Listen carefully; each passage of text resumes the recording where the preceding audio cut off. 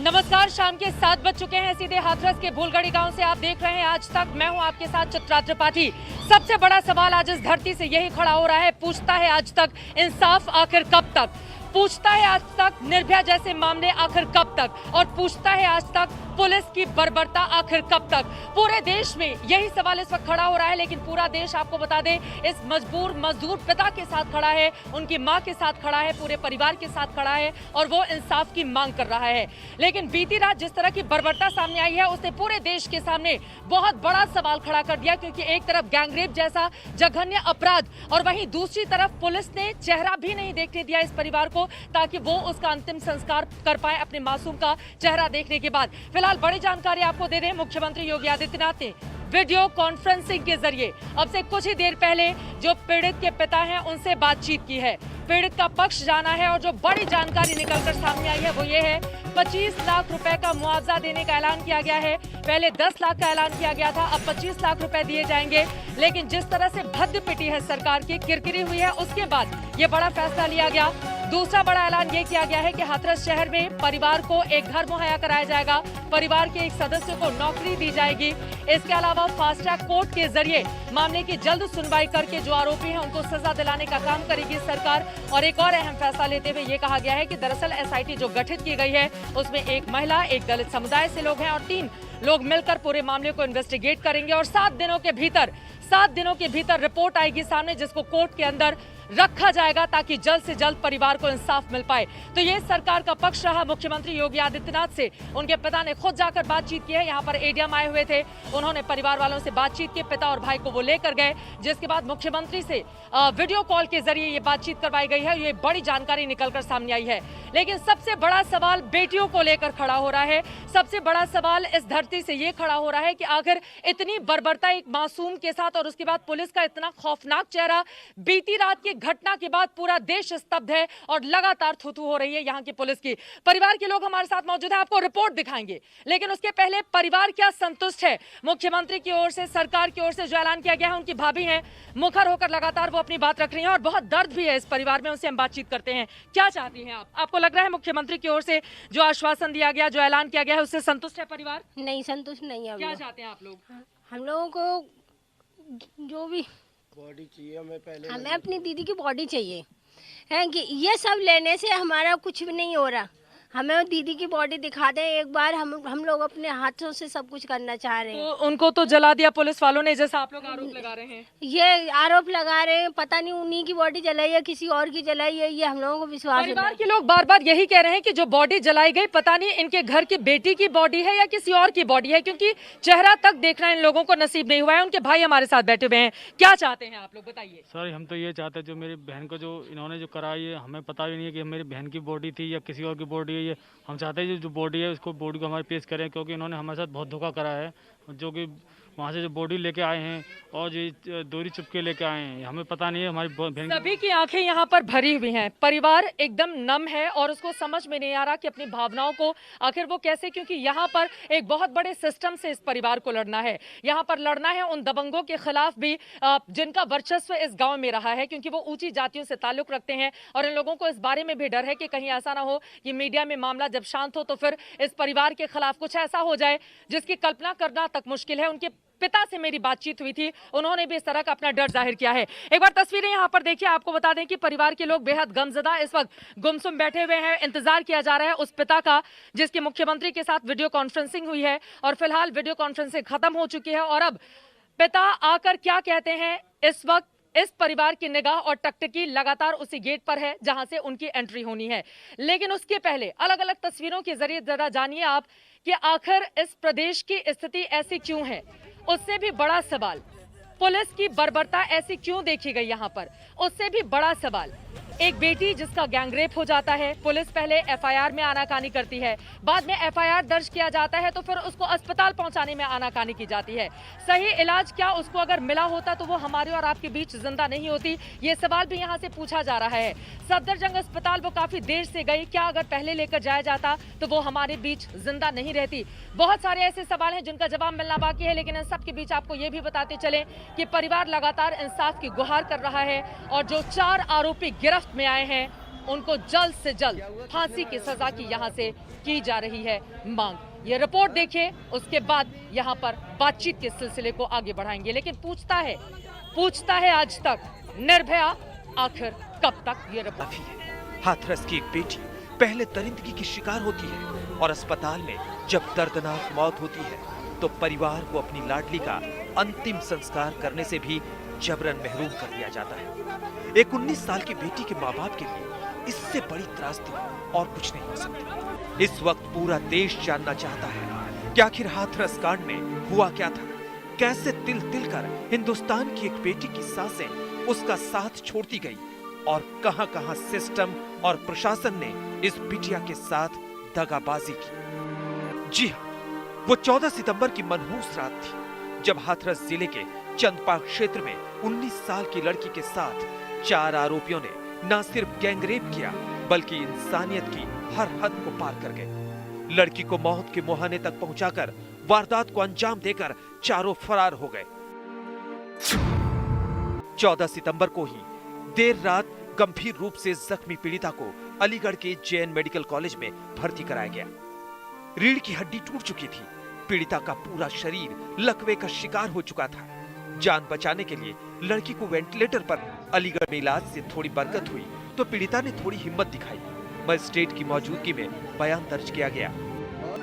अलीगढ़ में पीड़िता का करीब 2 सप्ताह तक इलाज चला। शरीर पर इतनी क्रूरता बरती थी कि हालात बद से बदतर होते गए। लड़की की सांसों की डोर जब बेहद कमजोर हुई तो उसे अलीगढ़ से 28 सितंबर को दिल्ली के सफदरजंग अस्पताल में भर्ती। 28 सितंबर से पीड़िता का इलाज दिल्ली के मशहूर सफदरजंग अस्पताल में शुरू हुआ, लेकिन शरीर और मन के हर हिस्से पर दरिंदगी का घाव इतना गहरा था कि हाथरस की बेटी को 15 दिन में ही इस दुनिया को अलविदा कहना पड़ा।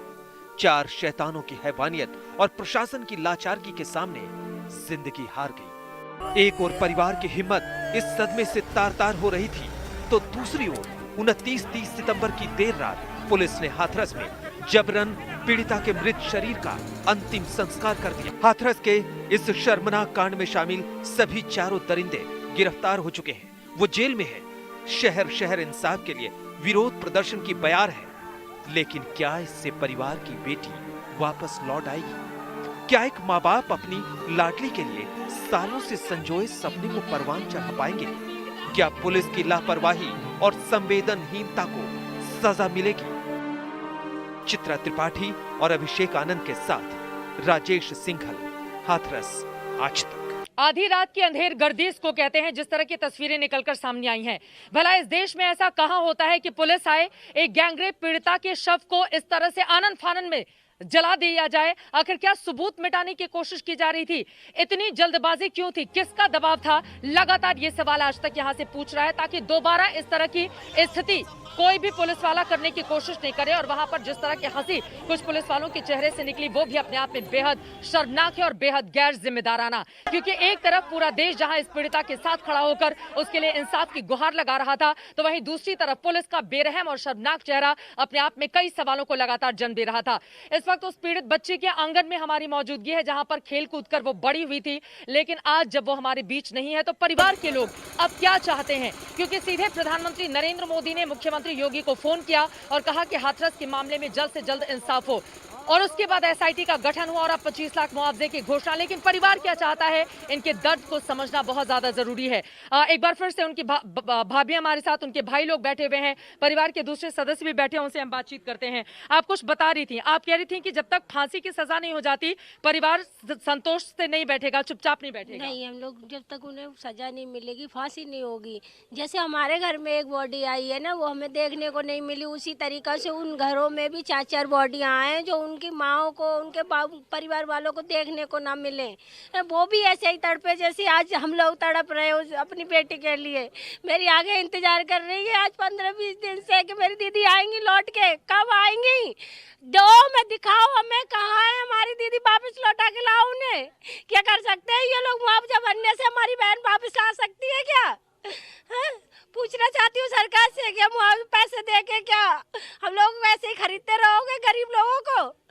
इन पैसों से क्या हमारी सब कुछ खत्म कर दोगे?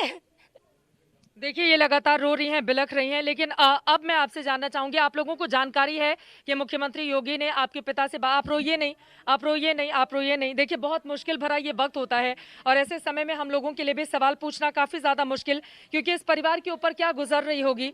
क्योंकि एक जवान बच्ची 19 साल जिसकी उम्र थी, उसको लेकर बहुत सारे सपने थे इस परिवार के। आगे आने वाले वक्त में अगले साल उसकी शादी भी परिवार तय कर रहा था, जिसके लिए पिता कई जगहों पर शादी की बात भी कर रहे थे। लेकिन सारे सपने अचानक से जब चूर चूर हो जाते हैं, टूट जाते हैं, तो परिवार का जो दर्द होता है, जो दिल में इस वक्त टीस है, और जिस तरह की बीती रात अंधेर गर्दी सामने आई है, उसने बहुत सारे सवाल तो खड़े किए ही हैं। लेकिन एक बार फिर से मैं चाहूंगी कि आप रोइए नहीं, लेकिन आपसे मैं ये पूछूंगी, मुख्यमंत्री योगी ने आपके ससुर से, यानी कि जो आपकी ननद की जो पीड़िता के पिता हैं, उनसे बातचीत की है? आप लोगों को जानकारी है इस बारे में? जानकारी है, मगर ये चीज़ नहीं पता है कि उन्हें धमका के, कल भी उन्हें धमकाया गया है, आज भी ले गए हैं, कुछ भी करा धमकी कौन दे रहा है? पुलिस के प्रशासन के लोग, वो लोग धमकियां दे रहे हैं। जो ऊपर से जो जैसे कि धमकी में क्या बोला जा रहा है, क्या कहा जा रहा है? वो ये चीज़ बता नहीं पा रहे हैं खुल के हम लोगों को। शायद हम उनके 2 बेटे हैं और भी हमारे परिवार में जो 4-5 लोग हैं, शायद उनके बारे में कुछ बोला जा रहा है जो को वो खुल के बोल नहीं सके। ये क्या कहना चाह रही है, मुझे समझ में नहीं आया। किस तरह के आरोप हैं आप लोगों के? ये ऐसे बोलना चाहिए कि ऊपर से प्रेशर बनना है लोगों को। पापा को यहाँ से ज़बरदस्ती यहाँ पर लेके गए हैं और बोल के गए कि चंदपत थाने में हम लोग वहाँ से कॉन्फ्रेंस करेंगे, फिर उसके बाद वहाँ से सीधे गाड़ी घुमा के वो अपने डीएम ऑफिस लेके गए। वहाँ पर उनको अभी तक वहीं पर रखा हुआ है और उनको खाली अकेले वो अंदर लेके गए। अभी वो घर नहीं आए हैं? फोन पर कोई भी बातचीत आप लोगों की अभी तक नहीं हुई है? कोई बात नहीं हो पा रही हमारी अभी तक, कोई बातचीत नहीं जी हुई है। नहीं। अच्छा, उस दिन जब घटना हुई थी, खेत में कौन थे, कौन से भाई थे? आप ही थे उस दौरान?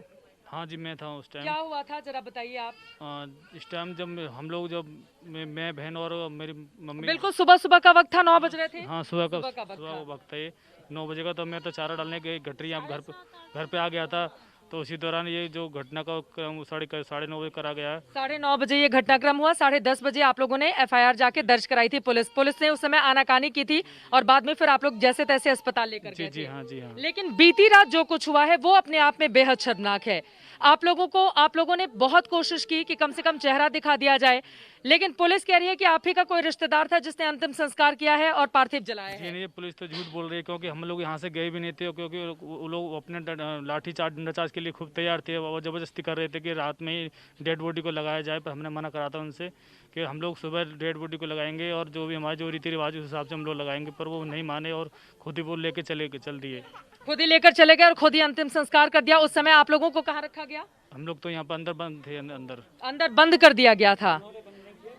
इधर आप लोगों ने खुद बंद कर लिया था, आप ये कह रहे हैं। क्यों बंद कर लिया था? इसीलिए वो कि जोर जबरदस्ती करना चाह रहे थे कि ले जाने के लिए। अच्छा, हमारी सुबह की मांग थी तो उसे स्वीकार नहीं। आप लोग चाहते ही थे कि सुबह लेकर जाया जाए, लेकिन उन लोगों ने जबरदस्ती आप लोगों से की, तो आपने खुद को बंद कर लिया। तो पुलिस वाले ले गए और खुद ही अंतिम संस्कार कर खुद दिया। अंतिम। अब आप लोग क्या चाहते हैं? क्या चाहते हैं आप लोग? क्या डिमांड है आप लोगों की?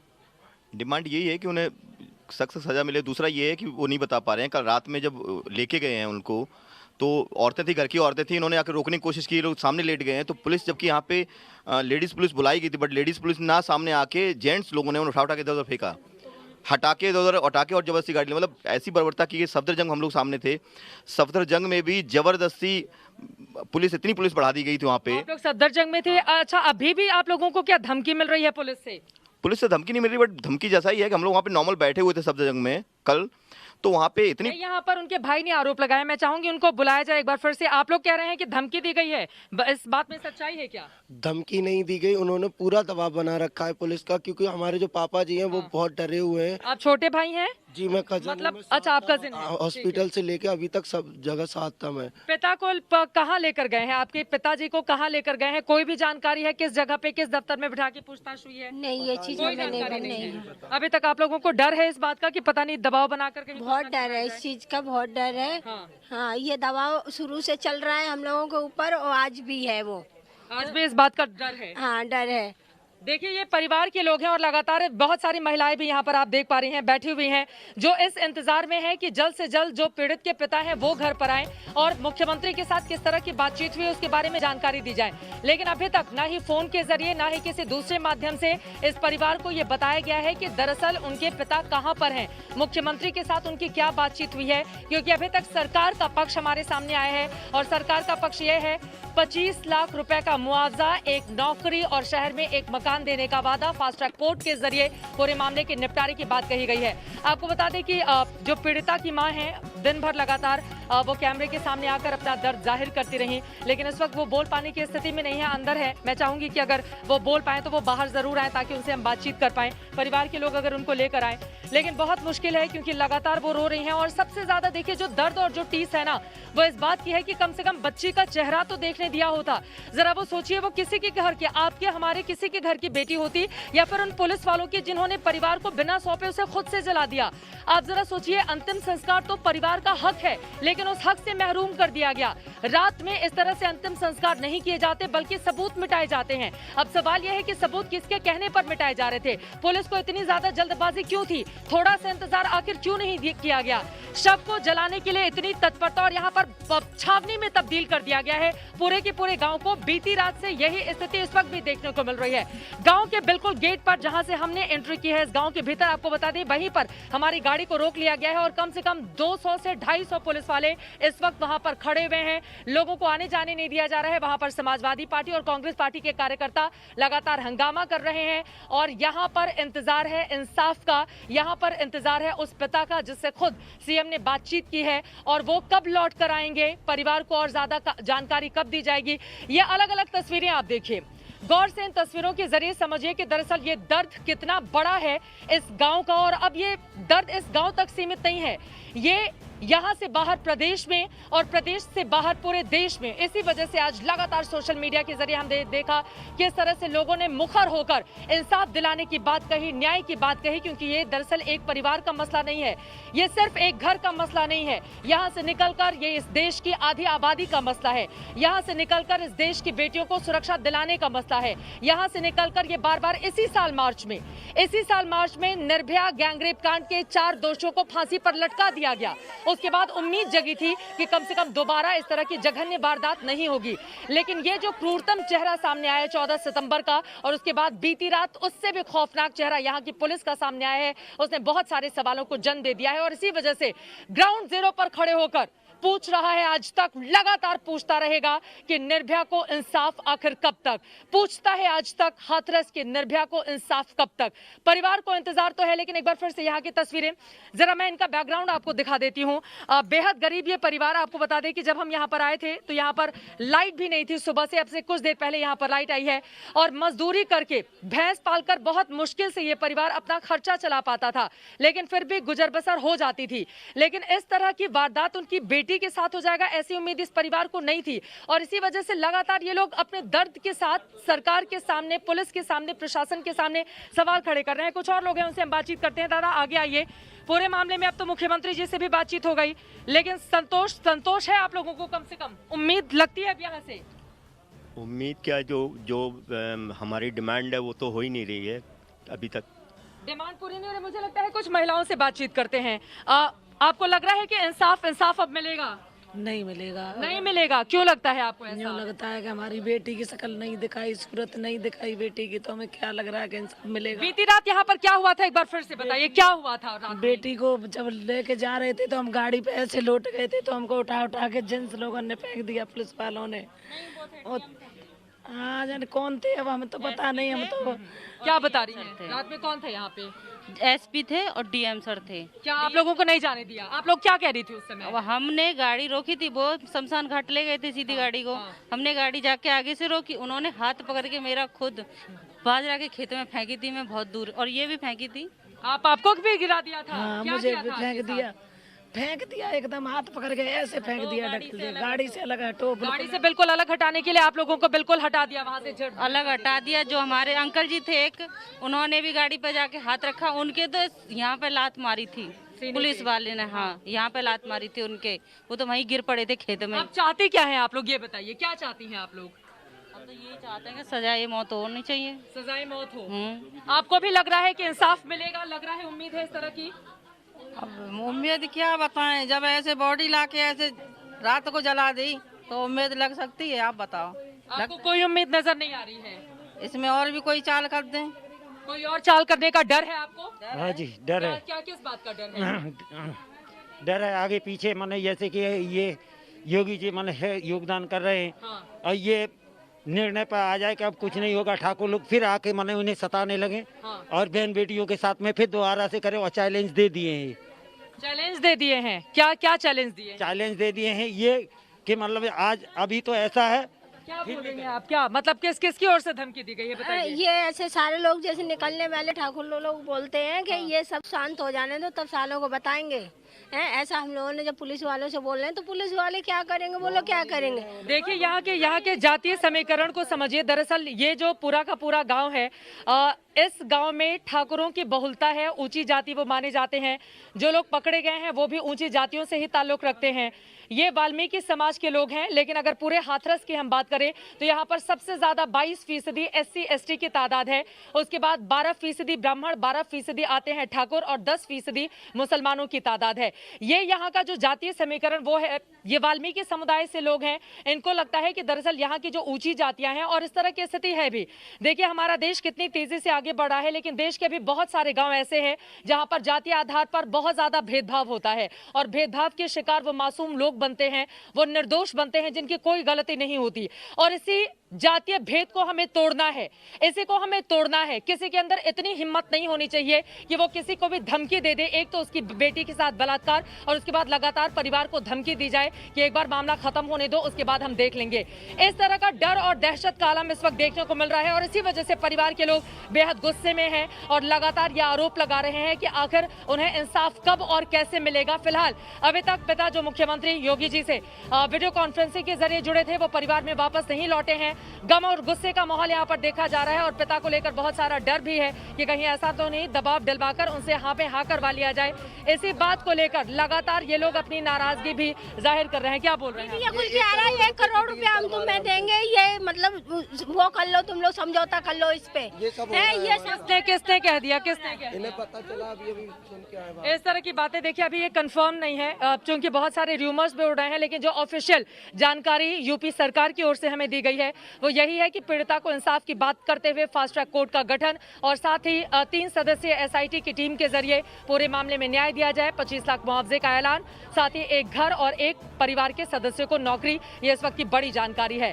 लेकिन लगातार जो सबसे बड़ा सवाल इस धरती से खड़ा हो रहा है वो यही है कि आखिर निर्भया को इंसाफ मिलेगा कब और बेटियों के साथ ये जो बर्बरता है उस पर रोक कब लगेगी। ग्राउंड जीरो से ये बड़ी कवरेज लगातार जारी, गांव से जहां पर बर्बरता की जघन्य इस अपराध ने पूरे देश को हिलाकर रख दिया है और ये सोचने पर विवश कर दिया है कि आखिर हमारे देश में, हमारे समाज में, हमारे राज्य में, शहर में, गांव में बेटियां महफूज क्यों नहीं हैं। इस वक्त की बड़ी खबर वैसे हाथरस से आपको देते हैं। आपको बता दें कि जो पीड़िता के पिता हैं दोपहर 2:30 बजे ही ADM यहां से लेकर गए थे। फिलहाल जो सरकार की ओर से पक्ष आया है उनके पिता से बातचीत हो चुकी है मुख्यमंत्री ने मुआवजे का ऐलान भी कर दिया है, 25 लाख मुआवजा और बाकी तमाम तरह की सुविधाएं। लेकिन पिता घर नहीं लौटे हैं, उसको लेकर परिवार के लोग अपना कंसर्न जाहिर कर रहे हैं और परिवार का ये आरोप है कि दरअसल पता नहीं अधिकारियों ने किस तरह की बातचीत की। इतने घंटे गुजर चुके हैं, ना ही उनका अब तक कोई फोन सामने आया है और ना ही ये बात सामने आई है कि वो कहां पर हैं, अधिकारियों ने उनको कहां रखा है, किस तरह की बातचीत हो रही है। परिवार को सीधे इस बारे में कोई भी जानकारी अभी तक नहीं है और इसी वजह से यहाँ पर एक डर का भी माहौल देखने को मिल रहा है। लेकिन इस परिवार का सीधे सीधे यही कहना है कि दरअसल हमें इंसाफ चाहिए और इंसाफ मिलने तक हमारी ये लड़ाई जारी रहेगी। परिवार पिता का इंतजार कर रहा है, पिता कहां पर है इस बारे में कोई जानकारी नहीं है। दोपहर 2:30 बजे वो गए थे, शाम के 7:30 बज चुके हैं। मुख्यमंत्री से बातचीत भी हो चुकी है, लेकिन अभी तक उनकी घर वापसी नहीं हुई है, जिसको लेकर यहाँ के लोग डर जाहिर कर रहे हैं। उनकी माँ है, पीड़िता की माँ है हमारे साथ, इनके पति गए हुए हैं इस वक्त। जो मुख्यमंत्री से बातचीत हुई है, अभी जो जानकारी मिली है, कहाँ है आपके पति? नहीं मिली, कोई जानकारी नहीं मिली है। नहीं मिली अभी तक। दोपहर में 2:30 बजे वो गए थे? 2:30 बजे गए, अभी तक कोई पता नहीं है कहाँ। क्या बता कर गए थे यहाँ से आपको? कुछ नहीं बता के गए हमको, केवल अधिकारी आए और उनको लेकर चले गए। और अब तक आपको कुछ नहीं पता है कि वो कहाँ पर है? नहीं पता है हमको। अब सरकार की ओर से 25 लाख रुपए मुआवजे की बात कही गई है, घर परिवार के लोगों को नौकरी, संतुष्ट हैं आप इससे? आप क्या चाहती हैं? अब तो क्या चाहते उसको, चारों को फांसी चाहते, तो हम पैसा का लालच नहीं है, उनको चारों को फांसी चाहिए। पैसे का लालच नहीं है, चारों लोगों को फांसी की मांग ये कर रही है। आपको बता दें कि ये पीड़िता की मां है और यकीनन उस बच्ची को लेकर यही गई थी घास में जब सुबह 9 बजे का वक्त था और उनके साथ इस तरह का व्यवहार हुआ। इनका गला पूरी तरह से बैठा हुआ है, इनसे बातचीत करना भी काफी ज्यादा मुश्किल, लेकिन यकीनन यहाँ से जो आवाज उठेगी ना वो पूरे देश तक पहुंचेगी। और कहा जाता है कि देश की आवाज में बहुत ताकत होती है, वो बड़े बड़ों को हिलाकर रख देती है। यही वजह है यहाँ का शासन, यहाँ का प्रशासन हिला हुआ है। लगातार इंसाफ की बात तो कही जा रही है, लेकिन इंसाफ इन लोगों के लिए तब तक अधूरा है जब तक फांसी की सजा उन चारों लोगों को नहीं हो जाती है। आप फांसी की इससे कम, और आप लोगों को धमकी भी दी जा रही है, जानकारी मिली है? कौन दे रहा है धमकी? यही लोग दे रहे हैं कि कर लो, देखो फिर कि तुम्हारा क्या हाल होगा। मतलब यहाँ पर जो ऊंची जातियों के लोग हैं जिनके लड़के फंसे हुए हैं वो धमकी दे रहे हैं कि अभी तो मामले को देख लो, आगे फिर हम लोग परेशान, मतलब परेशान करेंगे। तो डर रहे हैं आप लोग? डर है क्या? डर तो है, डर ही है। किस बात का डर है? लेकिन यहाँ पर तो पुलिस है आपकी सुरक्षा के लिए भारी तादाद में। कब तक रहेगी पुलिस? सुरक्षा हो रही है, ये उन लोगों की सुरक्षा हो रही है क्या? क्योंकि हमारे यहाँ जो लाल आ रहे हैं जो लोग, वो भड़के ना, भड़क के कुछ उनके घरों में कुछ उल्टा सीधा ना करे, इसलिए उनकी सुरक्षा के लिए ये पीएससी डाल रखी है, हमारी सुरक्षा के लिए नहीं है। अच्छा, ये उन लोगों की सुरक्षा के लिए, आप लोगों की नहीं सुरक्षा के लिए नहीं है? ये हमारी बिल्कुल भी भरोसा नहीं है यहाँ की पुलिस पर? बिल्कुल भरोसा नहीं है। कल रात आप बहुत रो रही थी, गिड़गिड़ा रही थी, आप कह रही थी कि हमें चेहरा दिखा दो, लेकिन नहीं देखने दिया। उन्होंने नहीं देखने दिया। बहुत तड़प है इस बात की कि बच्ची का चेहरा तक नहीं देख पाई। पैर पकड़े, मेरी बेटी को दे दो, दे दो। झोली फैला के आप कह रही थी मेरी बेटी को दे दो, लेकिन नहीं सुने। नहीं सुने। पुलिस वाले बिल्कुल नहीं सुने। नहीं सुने। आखिरी बार मेरी बेटी को तुम यात्रा तो दिखा दो। पर आप अपनी बच्ची का चेहरा देखना चाहती थी? चाहती थी, मेरी बच्ची आ रही है, अपनी आखिरी बात तो देख लूंगी। बूढ़ी दादी है, वो आज इतने दिनों से इंतजार कर रही है कि मेरी बेटी आएगी, तो जिंदा नहीं देख सकती तो चलो वैसे लास्ट टाइम में तो देख सकती थी। बहुत रोए जा रही है, पता नहीं शायद वो कुछ कह नहीं पा रही है इस बारे में, कि यही वो इंतजार कर रही थी कि शायद अब आएगी मेरी बेटी तो हम देख सकेंगे। इस पूरे मामले में आप लोग चाहते हैं कि न्याय हो, और जब तक फांसी नहीं मिलती है तब तक आप लोग मुआवजे से संतुष्ट नहीं होंगे? नहीं होंगे। वो नौकरी दे दें, वो घर देंगे, मुआवजा देंगे, आप उससे? एक बेटी के साथ में ऐसा हुआ है तो वो इतना मुंह भर देंगे, तो फिर क्या उनको ये है कि आगे ये लोग नहीं करेंगे हमारे साथ में? मैं विश्वास दिला सकते हैं कि आगे चल के ये लोग हमारे साथ में ऐसा नहीं करेंगे। एक बेटी को मतलब हम लोगों ने बलिदान कर दिया, उन्होंने ये सब कर लिया, तो क्या पैसों से मुंह भरते रहेगी सरकार हमारी? इस चीज की रोकथाम नहीं होगी है कुछ आगे चल के? आपकी भी बच्चियां हैं? आपकी 2 बच्चियां? मेरी ये 3 बेटियां हैं, मगर ये लड़की को ये नहीं पता है कि मेरी बुआ इस दुनिया में है या नहीं है। यही बोलती है हॉस्पिटल में मेरी बुआ ठीक होके आएगी। आपको लगता है बच्चे को ठीक है? मेरी बच्ची है, नाती नहीं है मेरी बुआ माँ गई अलीगढ़, आएगी ठीक है क्या आएगी? सुबह पूछ रही बुआ कहाँ है, मेरी बेटा अलीगढ़ है। हम बच्ची का चेहरा नहीं दिखाएंगे, हम सिर्फ माँ से बातचीत करेंगे, क्योंकि पीड़ित के परिवार में किसी की भी बच्चे का चेहरा इस तरह से नहीं दिखाया जाना चाहिए। लेकिन अब चूंकि आपके पति भी गए हुए हैं, वो कहाँ हैं कुछ बताया नहीं जा रहा है। बच्चा थोड़ा सा, आप इनको थोड़ा सा किनारे हो जाओ। कुछ भी नहीं बताया है। आपको डर भी लग रहा है? लग रहा है, हमको डर तो लग रहा है। किस बात का? इसी बात का, जैसे ये पुलिस वाले दबाव बनाकर ऐसा ना हो कि उनसे कुछ लिखवा लें, आपको इस बात का डर है? और फिर बाद में आके कहें कि नहीं परिवार ने ये सहमति जता दी है।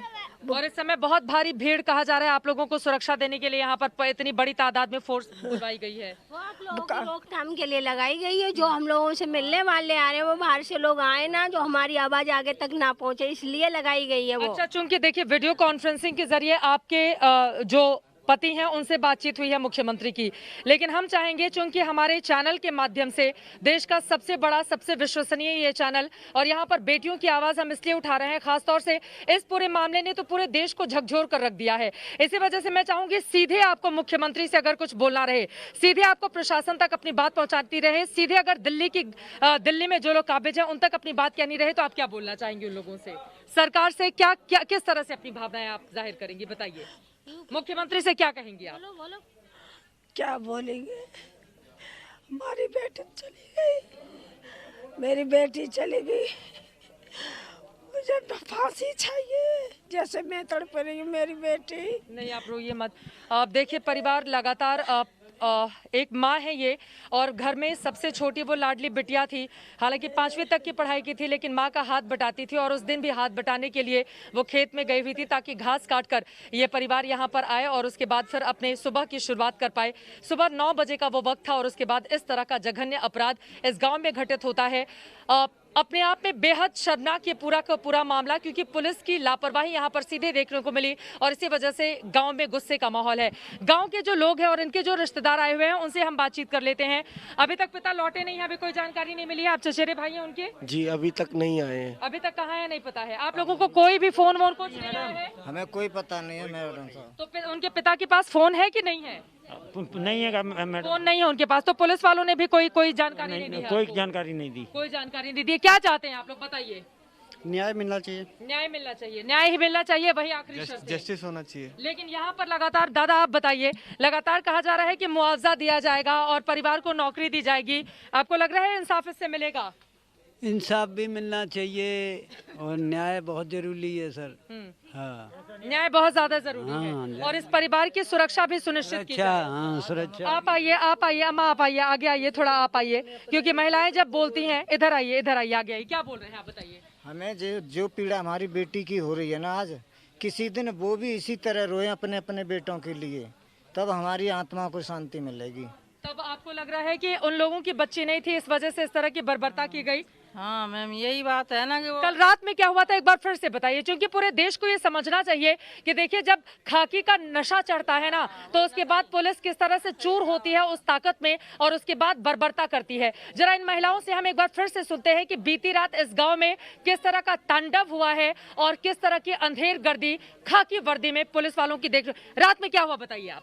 रात में यही हुआ कि वहाँ से लेके सीधे शमशान घाट में लेके गए, तो हम लोग को सुनने को मिला, तो हम लोग सब गए गाड़ी के सामने खड़े हुए, तो सबको उठा के इधर उधर फेंक दिया। लेडीज पुलिस भी लगा, आप लोगों को भी गिरा दिया था? बहुत। कुल कितनी महिलाएं थी उस समय? कुल कितनी महिलाएं थी बताइए? ज्यादा हाँ, वो यहाँ से चली गई, कम से कम 40-50 होंगी। 40-50 महिलाएं थी वहाँ पर बाहर, और वो जो कह रही थी कि हमें दे दो, शरीर दे दो, हम एक बार दिखा दो हमें मनीषा को। जैसे हम अपना सुबह में कर लेंगे और रात में तो आप भी जानते हो रात में करते नहीं हिंदू धर्म में, तो उस तरीका से उन लोगों को हमने डीएम सर से भी हाथ जोड़ा, एसपी सर थे उनसे भी बोला, और उस समय मारपीट भी हुई महिला? हाँ, मारपीट भी हुई है। उनकी बॉडी लगाई जा रही थी, हंस के उनकी बॉडी लगाई जा रही थी। ये लोग प्रशासन के लोग हंसते जा रहे थे, एक दूसरे का हाथ पकड़ के ऐसे घेराबंदी कर ली, उसके अंदर वीडियो दिखाया जा रहा है, उसमें हंस रहे हैं वो लोग। और ये जो भी है, इन लोगों ने लेडीजों पे, जेंट्स लोगों ने लात घूसे और ऐसे उठा के फेंका है। क्या यही आखिर सरकार है, यही है प्रशासन? किसको मारा है बहुत ज्यादा, किसको बता रही हैं आप? वो एक दीदी है, वो बता रही थी। हाँ, वो एक चाची है, वो यहाँ से चली गई। मैं थोड़ी उनको भी मारा था महिलाओं के साथ पुलिस वालों ने। महिला पुलिसकर्मी थी या खाली पुलिस? जेंट्स लोगों ने करा। सॉरी, जेंट्स लोग थे बाहर। हाँ, बाहर में। और सबको हटाने के लिए आप लोगों के साथ मारपीट की गई? खूब डंडा मारी भी हुई है, वैसे भी उठा के पटकाए इन लोगों ने। कहीं किसी को कांटे में डाल दिया, कहीं खेतों में फेंक दिया। नहीं, खबर दी जा रही कि हमें शूट का ऑर्डर दिया गया, अगर जेंट्स लोग कोई भी आदमी यहाँ से बाहर जाएगा ना तो हमें गोली चलेगी। तो इस कल रात में ये कहा गया कि गोली चलेगी। ये बात सच है कि धमकी दी गई कि गोली चलेगी? ऐसा कहा गया कि अगर घर से लोग निकलेंगे तो गोली चलाएंगे। तभी हम लोगों को आपने ये सुन के कि आज मेरी बहन भी चली गई, मेरा परिवार भी जा रहा है, मैं बेहोश सी होने लगी थी ये सुन के। मैं एक बार फिर से बताइए, क्या पुलिस वालों की ओर से ये कहा गया कि गोली चलेगी अगर आप लोग बाहर निकलेंगे तो? हमें शूट करने का ऑर्डर दिया गया, अगर कोई आगे ज्यादा। ये बात सच है? आप लोगों ने भी सुना था क्या कि गोली? सुना था, सारी तैयारी थी उनकी, सारी तैयारी थी उनकी। इस तरह की बात हुई थी? बहुत ज्यादा पुलिस फोर्स बढ़ा दी, बहुत ज्यादा पुलिस फोर्स बढ़ गई। एक चीज ये बताओ कि हम लोग कोई मतलब ज्यादा बड़े गुंडा बदमाश है या कुछ ऐसे लोग हैं? हम सारी लेडीसें थी, खाली हाथों से आए। तुम लोग हथियारों के साथ पे थे, तुम लोग हथियारों के साथ, तुम लोग हमारे साथ में कुछ भी कर सकते हो, मगर हम थोड़े ना, हम तो देखने के लिए गए थे। आदमी हमारे यहाँ से कोई भी नहीं गए थे, हम ही लोग थे। एक बार हमें दर्शन करा दो, एक बार हमें दिखा दो। है, उनकी बॉडी दिखा दो। लेकिन नहीं देखने, ना बॉडी देखने दिया ना अंतिम संस्कार करने दिया। नहीं कहा, ये पुलिस वाले कह रहे हैं कि यहाँ पर 2 घंटे रख के पुलिस वालों ने इंतजार किया, लेकिन आप लोग उस समय अंतिम संस्कार नहीं करना चाहते थे। रात में कोई करता है हिंदू धर्म के हिसाब, आप लोग सुबह अंतिम संस्कार करना चाहते थे। कहा जा रहा है कि दरअसल ऐसा ना हो कि राजनीति हो जाती और दूसरे जो विपक्षी दल है वो यहाँ पर आ जाते तो मामला बढ़ जाता, इस वजह से जल्दी जल्दी अंतिम संस्कार कर दिया। जैसे रात में किया गया तो वो काम दिन में भी हो सकता था। हम लोग उनकी पूरी मदद करते, क्योंकि बॉडी को कोई हमेशा के लिए रख नहीं सकता है ना। वो तो दुनिया से चली गई और वो भी मरी नहीं है, वो जीना चाहती थी। इन लोगों ने जो राजवीर दिलेर करके जो आ रहे हैं आज हमें मतलब दिलासा दे रहे हैं कि सब कुछ ठीक हो जाएगा, उन्होंने ही सब कुछ सब खत्म कर दिया हम लोगों का। उन्होंने ही खत्म कर दिया। उनकी बेटी भी आई, वो भी आई, उनकी वाइफ भी आई। उन लोगों ने यही बोलते रहे सब कुछ सही हो जाएगा। 1 सप्ताह तक अगर अच्छा हॉस्पिटल अच्छी ट्रीटमेंट मिलता ना तो शायद वो दीदी आज हमारी जिंदा होती। वो जीना चाहती थी, इन लोगों ने जानबूझ के मारा है उन्हें। बात हुई थी जब वो होश में आई थी तो क्या बात हुई थी आपकी? मैं बोलती थी मैं ठीक होके घर आऊंगी ना। आराध्या कैसी है, भाभी छोटी कैसी है, मेरे से पूछ रही। तो ये चीज मन में लगी है कि वो जीना चाहती थी। मैं ठीक होके घर आऊंगी। मम्मी कब वो कहती थी कि मैं ठीक होके जल्दी से घर आना चाहती हूँ। कब ले चलेगी मम्मी, यहाँ क्यों डाल रखी है तूने मुझे? हम लोगों ने खुद सुना है अपने कानों से। आप लोगों ने जब